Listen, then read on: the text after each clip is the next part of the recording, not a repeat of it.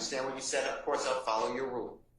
But I was going to ask Agent Racy, I was going to take the opinion, and I would be perfect to the opinion. And you stated that this man pled guilty. The man actually wanted to go to trial. You could say yes or no. The man was then told by Judge Staley that she doesn't see him winning. She knows the people in Cobb County. They will not like him. He will go to prison. He's going to be sentenced for X number of years, whatever the opinion says, and then he can answer the questions. And I will then ask the court to strike that testimony again like I did earlier.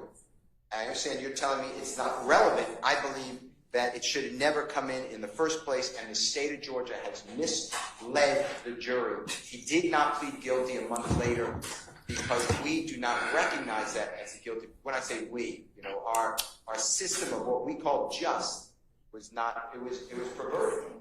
Okay, all right.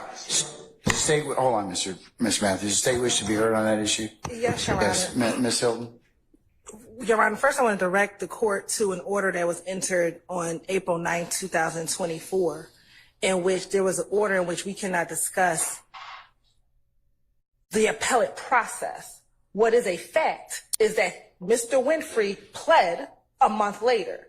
What the state asked, which was my next question, for, and I forget how I phrased the question, did he have to plea again and plea again to the same charges?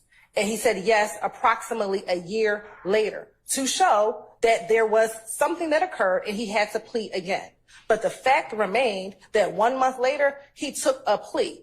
Now, the reason why it was overturned, or the reason why that is the appellate process in which the court has ordered that we cannot discuss and that we cannot get into. What Mr. Steele is speaking of is the reason why it was overturned. That is not for this jury to determine. They can know he pled once and then he had to plea again, which is the plea that we had. Because what I can imagine is on cross-examination, if I did not ask that question, they would have crossed him on it. And so what I did was ask him about a fact, which was a fact,